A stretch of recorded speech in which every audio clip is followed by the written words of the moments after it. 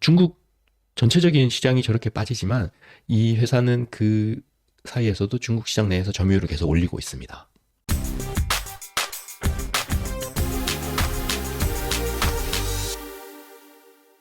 그 몇 번 말씀을 드렸었는데 중국 소비라고 하면 제일 대표적인 기업이 바로 이 FNF라고 하는 기업이거든요.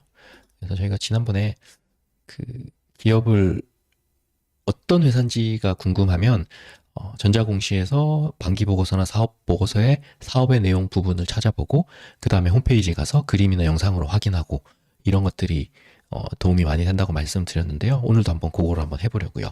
중국 소비가 바닥은 찍었다라는 일단 가정하에 뭐 더 안 좋아질 수도 있지만 일단은 중국이 뭔가 지준율 일환하는 큰 액션을 취했으니까 또 후속 조치들이 나올 거라 생각을 하고 그게 아니더라도 일단은 한번 볼까요? 네. 이게 이제 FNF라고 하는 회사인데요. 기업의 개요를 한번 볼게요. 일단은 주소는 강남구 원주로 역삼동 그 르네상스 호텔 유명하잖아요. 네. 지금은 그 호텔이 바뀌었죠. 무슨 조선몰로 바뀐 걸로 알고 있는데 르네상스 호텔이죠. 거기 뒤편에 있는 건물이고요. 본사는 대표자는 김창수라고 하는 사람입니다. 그 아기상으로 유명한 삼성출판사 아시죠? 거기 첫째 아들이었나 둘째 아들이었나? 하여튼 그렇게 알고 있고요. 종업원 수는 640명. FNF 반기보고서 사업의 내용 부분을 제가 조금 보면서 읽어드릴게요. 패션 부분, 패션을 하는 회사인가 봐요. 주식회사 FNF.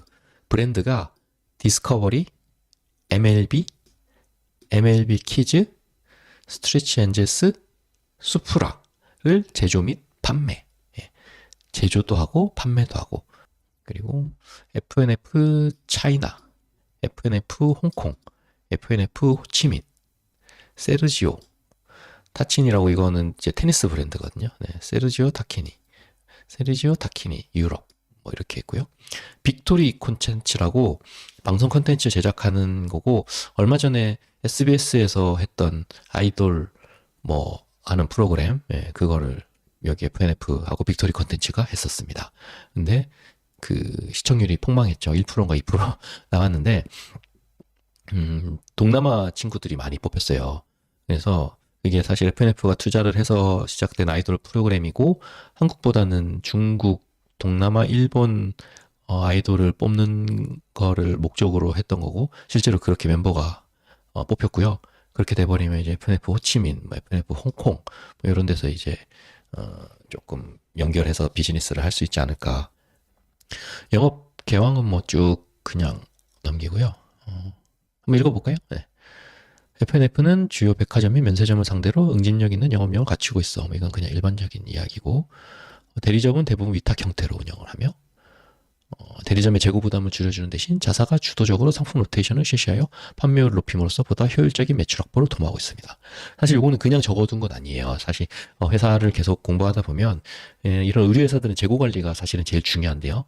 그런 면에서 그 대리점의 재고 부담보다는 본사에서 그걸 본사에서는 이제 AI를 가지고 그걸 컨트롤한다라고 이야기를 하는데 그런 시스템을 가지고 재고에서 철저하게 관리를 하고 좀 재고를 타이트하게 가져가는 면이 없지 않아 있긴 합니다. 그래서 잘 나가는 물건들이 없어가지고 못 사는 경우들도 제법 많고요. 네. 브랜드를 생산 판매함으로써 안정적인 수익의 원천으로 확인하고 있다. 나 여기 좀 중요한 내용이 나옵니다. 자사의 라이센스 브랜드인 MLB는 스포츠를 근간으로 하는 볼륨 지향적 브랜드로서 탁월한 인지도와 뭐 어떻다. 네. MLB를 바탕으로 2010년부터 MLB 키즈를 런칭했다. 그리고 FNF 차이나는 FNF가 중국 비즈니스를 전개하기 위해 100% 지분을 보유하고 있는 중국 현지 법인으로서 도소매 및 수출 임업들 주요 사업하는 해외 투자 법인입니다. FNF 홍콩은 홍콩 일테고요. 네. 그리고 이번에는 두 번째 브랜드인 디스커버리에 대해서 설명하고 있습니다. 아웃도어 컬처 브랜드인 디스커버리. 네. 그리고 약간 안 유명한 스트레치 엔젤스. 그리고 두베티카라고 해서 그 몽클레어에서 있던 누가 뭐 디자이너가 나와서 만든 브랜드라고 해가지고요. 이것도 반짝반짝하는 패딩 만드는 회사거든요. 네, 두베티카도 가지고 있고요. 호치민은 뭐 베트남 제품 관리하는 데일 테고, 수프라라고 해가지고 옛날에 보드 같은 거 뭐 자전거 타시던 분들은 좀 알만한 브랜드긴 한데요. 캐주얼한 스케이트보드 약간 반스 느낌 나는 그런 브랜드거든요. 그것도 FNF 홀딩스가 가지고 있고 FNF를 통해서 물건을 제작하고 판매하고 있습니다. 빅토리 콘텐츠는 이제 배우나 뭐 플랫폼 이제 드라마 뭐 방송 유통 플랫폼 같은 것들을 한다 콘텐츠를 제공하는 그런 회사를 가지고 있고요. 세르지오 타키니는 테니스 브랜드예요. 이태리 테니스 브랜드죠. 이걸 가지고 있습니다. 네. 그리고 FNF 엔터테인먼트 그래서 연예인들 뭐 아이돌이 이제 여기 소속이 되겠네요 이제. 네. 그렇게 하고 있습니다. 매출은 패션 부분이 대부분이고요. 2023년 뭐 1조 1200억을 벌었으니까 한 1년에 한 2조씩 버나 봐요. 예. 2022년에도 뭐 2조 2천억 벌었고요. 반기예요. 반기 6개월 동안 국내에서 7천억, 해외에서 4천억 이렇게 벌었습니다. 해외에서 한 1조 정도 1년에 국내에서 한 1조 한 2천억 정도 해서 뭐 2조 한 2, 3천억 이렇게 되나 보네요. 네. 이 회사가 그 해외에서 버는 돈, 이 4,33억 6,100만 원 단기 매출인데요. 이게 거의 대부분 중국에서 매출이 발생하고 있습니다.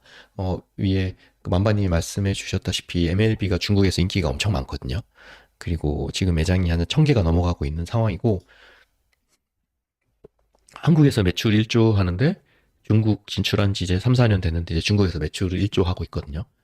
근데 주가가 최근 중국 증시가 폭락하듯이 얘도 같이 폭락을 했어요. 그래서 2023년 기준으로 PER이 거의 이제 5배까지 내려갔거든요.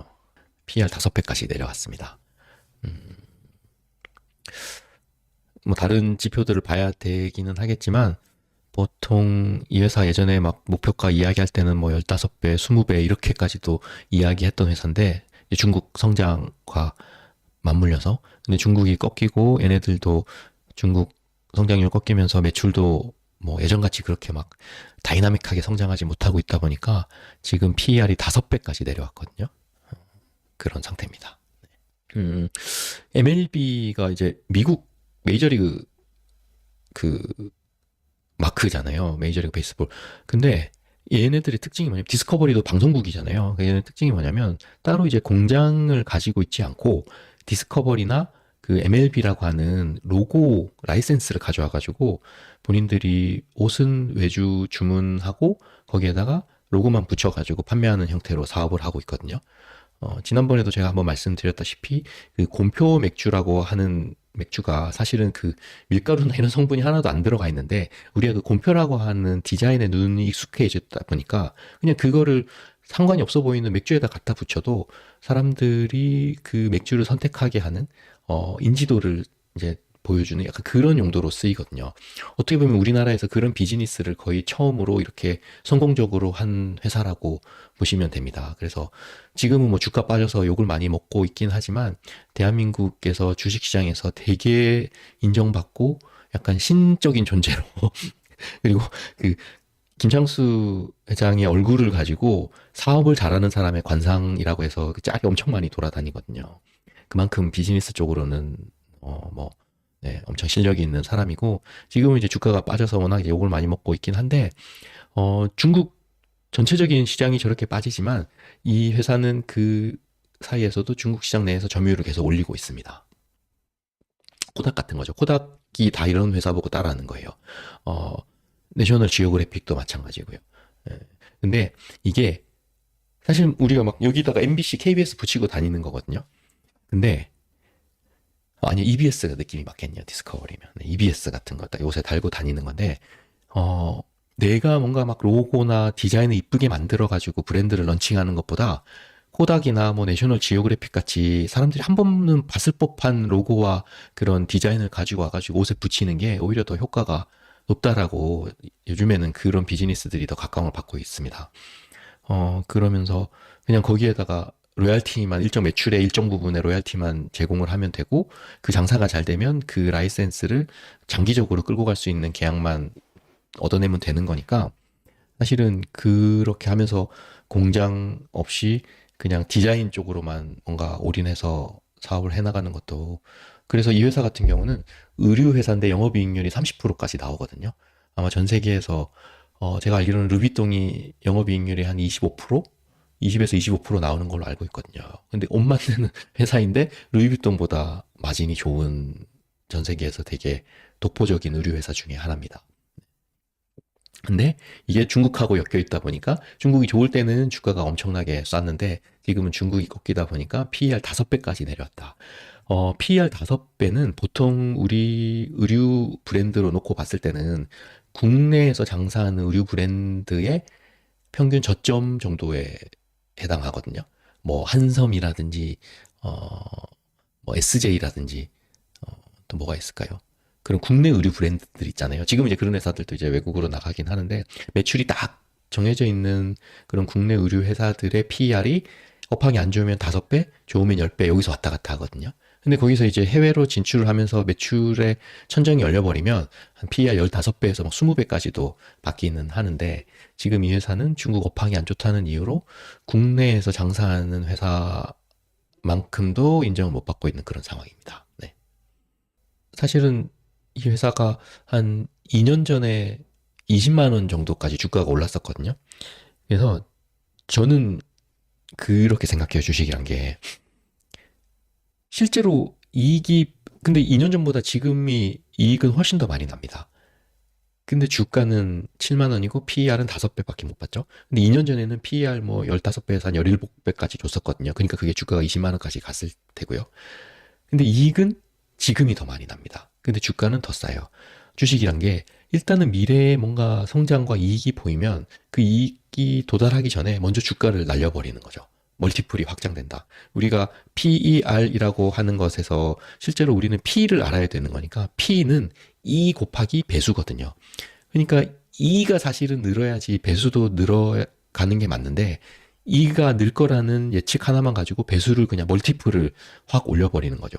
전기차들도 사실은 에코프로 BM 같은 경우도 앞으로 돈을 더 벌 거 아니에요? 근데 주가는 먼저 날려보내고 실제로 돈 벌 때는 주가가 다시 밑으로 내려옵니다. 그러고는 실제로 그게 이익하고 뭔가 매칭이 되면 그거를 확인하면서 따박따박 다시 올라가거든요. 그래서 AI 같은 경우도 지금 일단은 눈에 보이는 이익이 오기 전에 그런 이익이 올 것이라는 예측치 가지고 주가를 날려버렸잖아요. 그러면 P를 날렸다는 이야기니까 E는 별로 는 게 없어요. 뭐 반도체 AI 주식들이 갑자기 뭐 돈 엄청 많이 벌었나요? 그게 아니잖아요. 그러니까 시장에서 이거에 대한 평가만 후하게 배팅을 해주는 거죠. 근데 그렇게 한번 확 올랐다가 그 멀티플이 꺾이면 그 다음부터는 실제로 그 회사가 돈을 버냐 안 버냐. 그래서 FNF 같은 경우도 지금 그런 상황인 거고 그렇게 돼버리면 실제로는 이 회사가 중국에서 얼만큼 계속 성장을 하는지 그리고 얘네 같은 경우는 그 어떻게 보면 의류 플랫폼 회사거든요. 왜냐면 공장이 없잖아요. 디자이너들만 있고 그리고 세일즈 하는 사람들만 있고 어디서 로고만 갖다 붙이기만 하면 되는 거예요. 세르지오 타키니도 가져오고 수프라도 가져오고 뭐 디스커버리 같은 것들도 또 어디서 뭐 하나 가져와서 띡 붙여가지고 팔고 하나의 의류 플랫폼 회사가 되면 약간 한국 기업들 중에서는 보지 못했던 그런 성장을 할 수 있는 회사가 될 수도 있다. 그리고 이 대표라는 사람이 또 그런 역량을 지금까지 보여줘 왔었고, 네, 저는 그렇게 생각하고 있습니다. 근데 시장에서 거의 중국을 막 터부시하다 보니까 중국 관련된 주식들은 네, 약간 귀신 씌인 것처럼 생각하거든요, 사람들이. 그래서 어려운 상태입니다. 그리고 지금처럼 미국으로 시장에서 돈이 빨려 나가고 있는 상황에서 조금이라도 안 좋은 내용들이 있으면 버티기가 힘들거든요. 왜냐면 기본적으로 계속 물은 줄줄줄 새고 있는데 그 물을 새는 거 이상으로 물이 유입되는 막 핫한 것들 외에는 주식이 그냥 다 죽는다고 보시면 돼요. 그래서 제가 지난 예전 영상에서도 말씀드렸다시피 사실 우리 같은 개인 투자자들은 물을 빠질 때 하는 것보다는 그냥 평소에는 공부하다가 물 들어올 때 조금 늦게라도 들어가서 그때 벌고 나오는 게 훨씬 더 현명한 투자 방법이라고 말씀을 드린 게 지금처럼 그냥 AI나 뭐 핫한 이슈가 없으면 그냥 무조건 빠지는 거예요. 왜냐하면 금리 차 때문에 돈은 계속 빠져나가고 있으니까. 네. 이렇게 해서 이 회사 같은 경우는 2월 첫째 주에 실적을 발표하거든요. 그래서 그 실적 발표도 중요하겠지만 그 실적 발표 이후에 2024년도에 어떻게 성장할 것인가 그런 걸 이야기를 하는 게 아마 큰 바닥이 되지 않을까. 그리고 이게 제값을 받는 날에는 2021년도보다 이익이 훨씬 많이 늘었기 때문에 2021년도 정도에 제값을 받게 된다면 저는 뭐 주가가 얼마 될지는 모르겠고요. 얘네들이 그 펀드로 테일러 메이드라는 골프채 회사도 가지고 있거든요. 그래서 그 회사도 이제는 뭐 내년쯤에 인수를 하게 되면 갑자기 이익도 이제 많이 늘어나게 되고 저는 내년이 아마 다시 이 회사가 핫해지는 해가 되지 않을까, 예, 그렇게 생각하고 있습니다.